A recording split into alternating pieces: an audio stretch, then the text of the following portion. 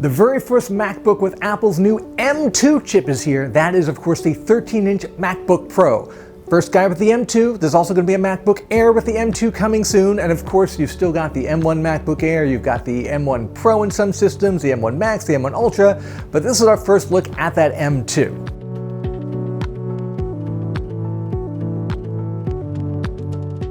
Now, when I first saw the new 13-inch MacBook Pro, I said to myself, it's kind of a strange looking MacBook. But it actually wasn't strange at all. I'm just very used to Apple's new design language, which is much more constructivist, much more minimalist. You see it in the 14-inch and the 16-inch MacBook Pros. They're very squared off. You also see it in the 24-inch iMac. The new 13-inch MacBook Pro, however, looks a lot like the last 13-inch MacBook Pro, which I tested in 2020, and that was one of the first wave of systems with the M1 chip. It's the slightly older Mac design, tapers a little bit, gently rounded edges, and of course, this MacBook is the last one that you can find with the Apple Touch Bar. I'm sure there are some Touch Bar diehards out there. It was that underutilized little second screen strip just above the keyboard. It was never as great as its proponents said, never as useless and terrible as its detractors said. So except for swapping out that M1 chip for the M2 chip, this is actually exactly the same as that last 13-inch MacBook Pro.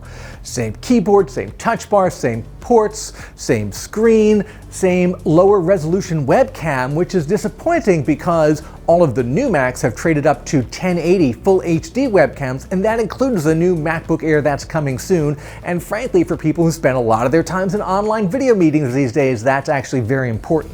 Now, from the original M1 Mac lineup back in 2020, there was the Air, the Mac Mini, and the 13-inch MacBook Pro, virtually identical to this one. I had the hardest time reconciling the M1 MacBook Pro, the 13-inch Pro. It was not really that much faster than the MacBook Air. It was more expensive, and it was a tougher sell, really. Now, with the latest generation of Macs, both these ones and the current 14 and 16-inch models, it's still kind of a tough sell. There are some reasons you might want this 13-inch MacBook Pro with the older design, but it's got to be something pretty specific. Now, why might you want this 13-inch MacBook Pro? Well, maybe you're a Touch Bar diehard, you really want that. Maybe you want something that's kind of like the MacBook Air but has active cooling in it because of fans and you could run it a little bit more aggressively.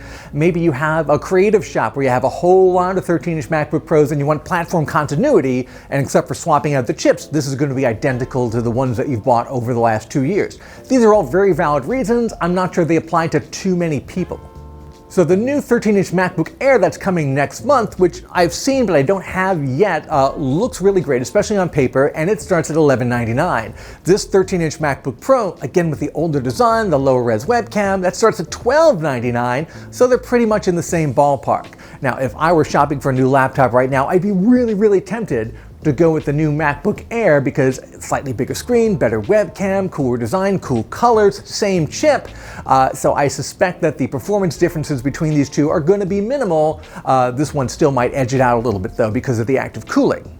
Another reason you might want to consider this is because you want to get into the MacBook Pro line in general, but you don't want to spend the $2,000 you need to start with a 14-inch MacBook. I think the 16-inch starts at $2,500. It's a really big price jump. The biggest thing you want to hear about probably is that new M2 chip and how it compares to the other chips in the Apple Silicon lineup.